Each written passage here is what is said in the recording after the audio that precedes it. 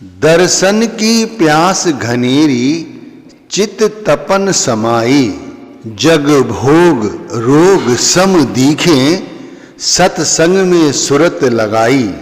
गत अगम तुम्हारी समझी पर दर्श बिन तृपत न आई।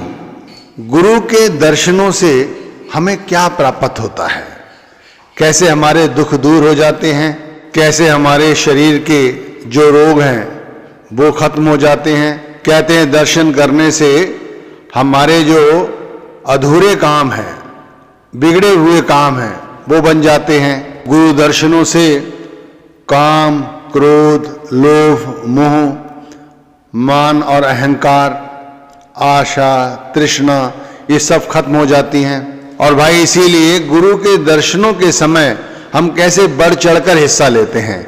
भाई हम कहीं भी हों, लेकिन जब गुरु दर्शन के समय आते हैं तो भाई हम सबसे आगे बैठने की कोशिश करते हैं, जिससे गुरु दृष्टि हम पर पड़े, हमारे सोए हुए भाग जाग जाएं। कहते हैं एक बार अगर सच्चे दर्शन हो जाएं तो धीरज और संतोष, दीनता, दया, ये सब अंदर आ जाती है। मन की तरपत है ना, वो बुझ जाती है। अब गुरु के सच्चे दर्शन किए कैसे जाते हैं, आज आपको ये समझा रहा हूं। दर्शन करते समय हमें क्या अनुभव होता है और दर्शन करने से हमें क्या लाभ मिलता है, और दर्शन करते समय क्या गुरु से हमारी लौ लग जाती है, यानी गुरु की आंखों की पुतलियां जो हैं हमारी पुतलियों से मिल जाती हैं। क्या गुरु के दर्शन करते हुए हम सचखंड तक पहुंच जाते हैं?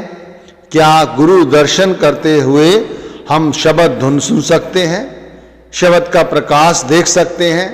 ये बहुत सारी ऐसी बातें हैं जो आज आपको इस सत्संग के माध्यम से समझा रहा हूं। अब जैसे शुरू में स्वामी जी महाराज ने ये 2-3 लाइनें जो पुकार या फरियाद के रूप में हमारे सामने रखी हैं कि जब दर्शन की प्यास हमारे अंदर होती है तब हमारे अंदर की जो तपन है तभी शांत होगी, जब हम उनके सच्चे दर्शन कर लेंगे। अब सच्चे दर्शन की शुरुआत देखो मैं एक कथा के माध्यम से समझाता हूं। कथा और कहानियों में अंतर होता है। कथा मतलब सच्ची घटना, कहानी यानी झूठी।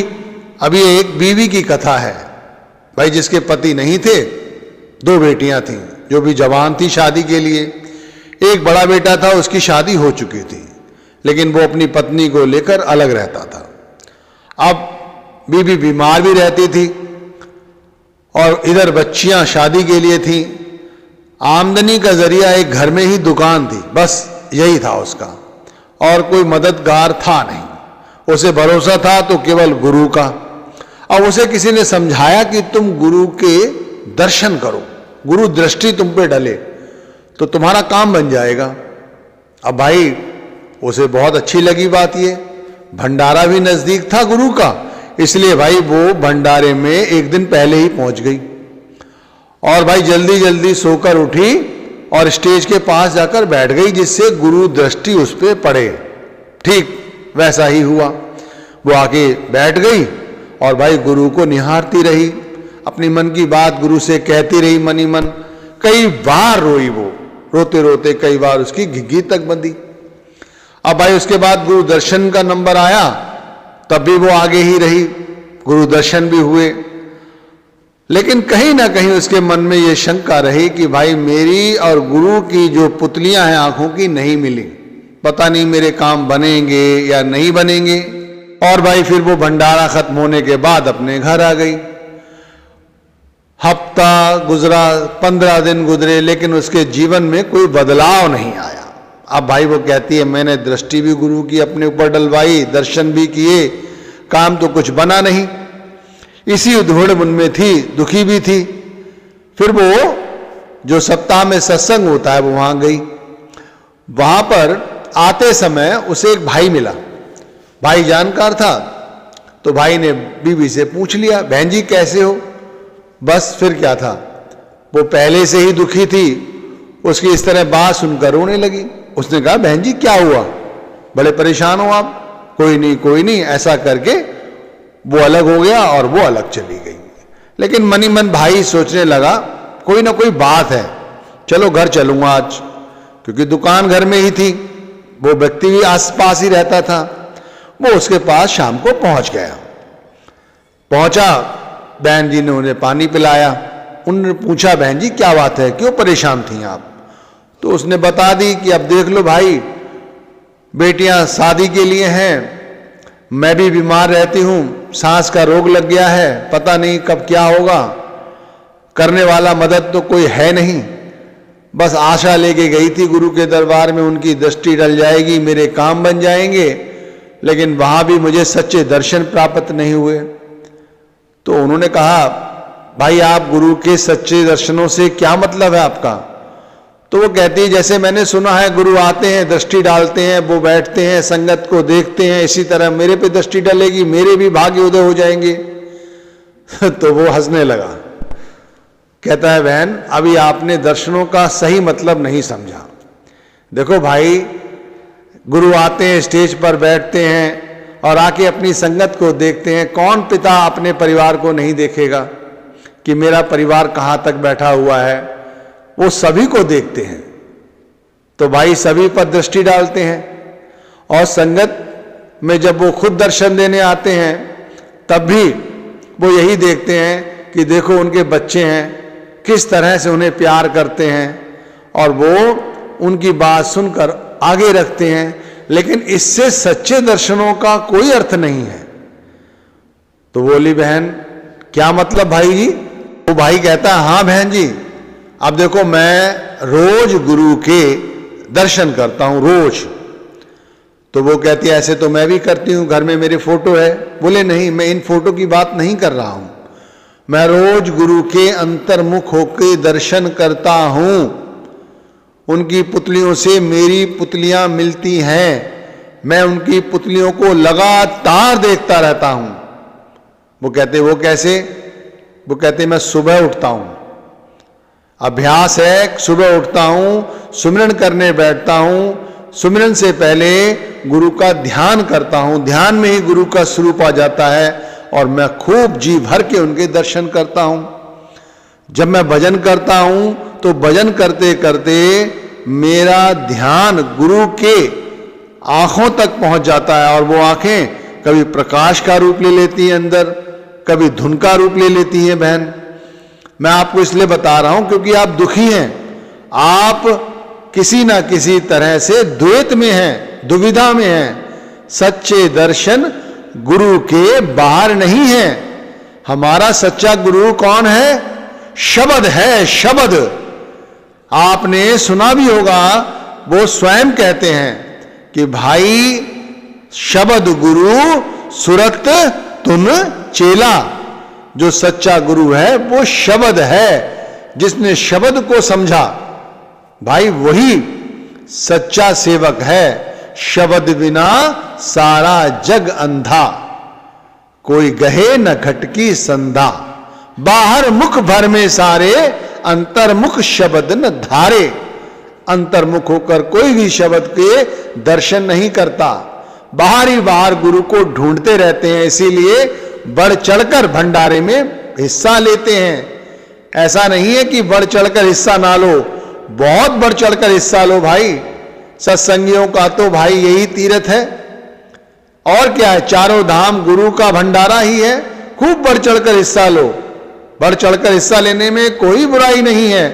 लेकिन बात असल है वो समझो कि गुरु के रोज सच्चे दर्शन करता हूं, सुबह उठता हूं, सुमिरन करने बैठता हूं, आंख बंद की, गुरु के स्वरूप का ध्यान करने लगे, उनका ध्यान आता है, उनका ध्यान आते ही गुरु का चेहरे का ललाट आ जाता है, ललाट के साथ गुरु की आंखें आ जाती हैं, उन्हें देखता रहता हूं, निहारता रहता हूं, नाम जपता रहता हूं, और मन आंखों के साथ ही जुड़ा रहता है। काफी देर बैठता हूं, उसके बाद भजन करता हूं। भजन में भाई सब कुछ भूलकर गुरु की आंखों का भी ध्यान नहीं करता, फिर भी अपने आप गुरु की आंखें प्रकट हो जाती हैं, वो प्रकाश का रूप ले लेती हैं, धुन का रूप ले लेती हैं। भाई इससे देखो मेरे तो सोए हुए भाग्य जाग गए। वो कहते हैं कैसे? वो कहते हैं कैसे कि देखो मैं पहले रोगी था, अब रोगी नहीं हूं, मेरे सारे रोग दूर हो गए। बोले कैसे रोग थे आपको? मुझे हर वक्त माया घेरे रहती थी, मुझे क्रोध घेरे रहता था, मुझे अहंकार घेरे रहता था, मेरे मन में वासना भी रहती थी। आज मेरे साथ ऐसा कोई रोग नहीं है। हर जगह हर व्यक्ति में अब मैं नाम को देखता हूं, ना मेरे अंदर द्वेष रहा, ना ईर्ष्या रही, मेरे सारे रोग खत्म हो गए। अब रही मेरे भाग्य भी उदय हो गए। तो वो पूछती कैसे भाग्य उदय हुए? कि देख लो, पहले जो कमाता था वो पूरा नहीं पड़ता था, अब उसी पैसे में बरकत है। घर में भी देखो हर तरह की सुख शांति है। अब जो कर्म कर रखे हैं वो तो भाई भोगने ही पड़ेंगे। अब यदि मुझे कोई बीमारी यदि होनी है तो वो तो होगी, लेकिन इतना जरूर है मैं जान चुका हूं कि मेरी आत्मा कभी बीमार नहीं होगी, क्योंकि मेरी आत्मा शाश्वत है। देखो कहा भी है संत गरीब नवाज ने, वना में उहू के उहू नामे नदारद, बहर नामे के ख्वानी सर्वरारत। उस गरीब नवाज ने समझाया कि उस मालिक को देखने के लिए मैं बाहर गया, जैसे हम लोग गुरु के दर्शनों के लिए बाहर जाते हैं, लेकिन वो नदारत था, वो हमें कहीं नहीं मिला। बहर नामे के ख्वानी सर्वरारत, लेकिन जब हमने उस मालिक को अपने अंदर खोजा तब वो मिल गया। ऐसे ही कहा गया है ना, हरि व्यापक सर्वर्थ समाना, प्रेम ते प्रकट होए प्रभु जाना। अरे वो तो प्रेम के भूखे हैं, सच्चे दर्शन हमारे अंदर होते हैं, बाहर कहीं नहीं है। तो भाई ये बात आप लोग समझो, आपको समझाई जा रही है इस कथा के माध्यम से। वो भाई कौन था इस विषय में मत जाओ, बात समझो जो समझाई जा रही है। भंडारे में दर्शन करके गुरु के आते हो, अच्छी बात है, लेकिन भाई उस दर्शनों से अंदर के जो दर्शनों की प्यास है वो बढ़नी चाहिए। हर बहन को, हर भाई को, हर बुजुर्ग को, हर माता को गुरु के दर्शन सच्चे अंदर जाके करने चाहिए। आंखें बंद करो, सामान्य तौर पर मन को अपने श्वासों के साथ जोड़ो, फिर धीरे धीरे गुरु का ध्यान करो। जब गुरु का ध्यान आ जाए तो भाव बनाओ, यही हमारे परमात्मा है, यही हमारे सब कुछ हैं, यही सच्चा शब्द है, और फिर उनके दर्शन करो। देखो वो आंखें एक बार आप देखने लगोगे तो फिर ऐसा लगेगा हर वक्त गुरु की आंखें हमारा पीछा कर रही हैं, हमसे कोई गलत कार्य नहीं होगा। ऐसा लगेगा गुरु जानी जान है, सामने बैठे हुए हैं। अरे शब्द जैसे बताया ना हरि व्यापक, इसी तरह जो शब्द है व्यापक है, सर्वत्र समाना, यानी हर जगह है। इसलिए भाई शब्द को पहचानो। यहां स्वामी जी महाराज ने जैसे शुरू में समझाया कि दर्शन की प्यास घनेरी, क्या हमारे अंदर इस तरह सी प्यास कभी जागी है? नहीं जागी। तो जगाओ, जैसे भी ये जगाओ। देखो मिनटों सेकंडों में लोग यहां जा रहे हैं, हम लोग सब देख रहे हैं अपनी आंखों से। हम अपवाद नहीं हैं, हमारे साथ भी मिनटों सेकंडों में ऐसा ही होगा। लिख लो आप, क्या पता अगला क्षण आए ना आए। इसलिए भाई नाम जपो, बड़े प्रेम से जपो। भाई इसमें हर्जा क्या है? कुछ आपसे लिया जा रहा है, आपको कुछ भड़काया जा रहा है, किसी तरह का अंधविश्वास फैलाया जा रहा है? नहीं, बाहर किसी तरह की भक्ति के लिए नहीं कहा जा रहा है। अंतर्मुख, घर में बैठे हो, दुकान पे बैठे हो, दफ्तर में बैठे हो, बहनें घर में काम कर रही हैं, बीमार हो, हॉस्पिटल में लेटे हुए हो, बेड पे पड़े हुए हो, उठा नहीं जा रहा है, नाम जप सकते हो। बस यही सच्चे दर्शन है भाई। एक बार गुरु का निरख आंख और माथा, सच का नूर रहे जिस साथा, जिस साथ गुरु का सच्चा स्वरूप प्रकट हो गया, बस उसने जीते जी सब कुछ प्राप्त कर लिया। उसके भाग्य उदय ही उदय हैं, उसे किसी चीज की चिंता नहीं रहती। उसने वाकई में जीते जी मोक्ष प्राप्त कर लिया है, ये समझो।